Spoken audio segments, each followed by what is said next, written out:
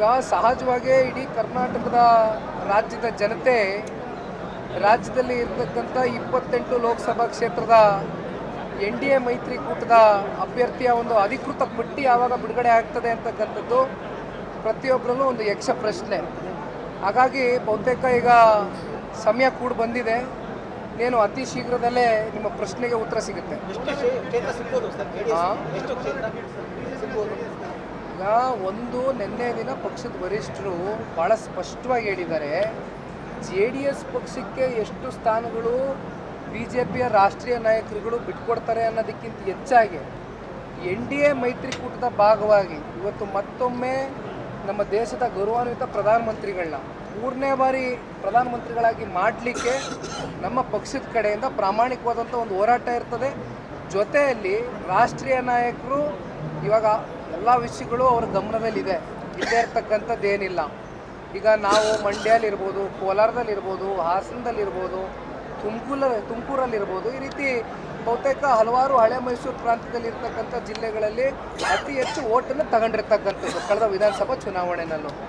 ಹಾಗಾಗಿ ಕೆಲವೊಂದಷ್ಟು ಬೇಡಿಕೆಗಳನ್ನ ಪಕ್ಷದ ವರಿಷ್ಠರು ಕೂಡ ಇಟ್ಟಿದ್ದಾರೆ, ರಾಷ್ಟ್ರೀಯ ನಾಯಕರ ಗಮನಕ್ಕೆ ತಗೊಂಡು ಬಂದಿದ್ದಾರೆ.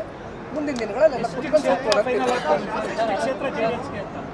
ಅಲ್ಲ, ಒಂದು ನಿಮಿಷ, ಅದು ಎಷ್ಟು ಕ್ಷೇತ್ರ ಅಂತಕ್ಕಂಥದ್ದು ಒಂದು 4-5 ದಿನಗಳ ಕಾಲ ನಿಮ್ಗೆ ಉತ್ತರ ಸಿಗ್ತದೆ. ದಯಮಾಡಿ ಕಾಯೋಣ. ಬಿಜೆಪಿ ಸಿಂಬಲ್ ಇಂದ JDS ಅಭ್ಯರ್ಥಿಗಳು ಸ್ಪರ್ಧೆ ಮಾಡ್ತಾರೆ, JDS ಸಿಂಬಲ್ ಇಂದ ಬಿಜೆಪಿ ಅಭ್ಯರ್ಥಿಗಳು ಸ್ಪರ್ಧೆ ಮಾಡ್ತಾರೆ. JDS ಸಿಂಬಲ್ ಇಂದ JDS ಅಭ್ಯರ್ಥಿಗಳೇ ಸ್ಪರ್ಧೆ ಮಾಡ್ತಾರೆ, BJP ಸಿಂಬಲ್ ಇಂದ BJP ಅಭ್ಯರ್ಥಿಗಳೇ ಸ್ಪರ್ಧೆ ಮಾಡ್ತಾರೆ. ಇಲ್ಲೇನು ಕನ್ಫ್ಯೂಷನ್ ಇಲ್ಲ. ಬಿಜೆಪಿ ವರಿಷ್ಠರನ್ನು ಸಹ ನೀವು ಭೇಟಿ ಮಾಡಿದ್ದೀರಿ ಸರ್.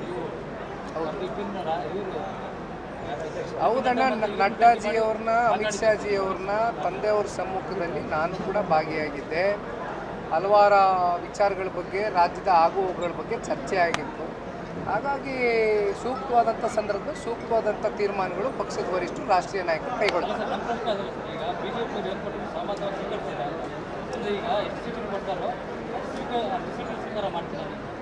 ಒಂದು ನಾನು ಭಾಳ ಸ್ಪಷ್ಟವಾಗಿ ಹೇಳ್ತೀನಣ್ಣ, ಇವತ್ತು ನಾನು ಇಲ್ಲಿ ಬಂದು ಸಭೆ ಮಾಡ್ತಾ ಇರೋ ಉದ್ದೇಶ, ಮುಂದೆ ಜಂಟಿ ಸಭೆ ಮಾಡ್ತಕ್ಕಂಥ ಉದ್ದೇಶ ತಾವೆಲ್ಲ ನೋಡ್ತೀರಿ. ಇವತ್ತು ನಾವೇನು NDA ಮೈತ್ರಿಕೂಟಕ್ಕೆ ಭಾಗವಾಗಿ ಸೇರಿದ್ದೀವಿ, ಇದು ಭಾಳ ಆರೋಗ್ಯಕರವಾದಂಥ ಒಂದು ಬೆಳವಣಿಗೆ ಆಗಬೇಕು ಅಂತಕ್ಕಂಥದ್ದು JDS ನಾಯಕರು ಹಾಗೂ BJP ನಾಯಕರಲ್ಲಿ ಇರ್ತಕ್ಕಂಥ ಒಂದು ಭಾವನೆ.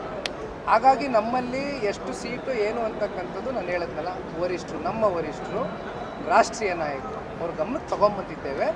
ನಮಗೆ ಒಟ್ಟಿನಲ್ಲಿ ಗೌರವಿತವಾಗಿ ನಡೆಸ್ಕೊಳ್ತಾರೆ ಅಂತಕ್ಕಂಥ ನಂಬಿಕೆ ಇದೆ. ಕುಮಾರಣ್ಣ ಅವರು ಸಹಜವಾಗಿ ರಾಜ್ಯ ಮಟ್ಟದ ನಾಯಕರು.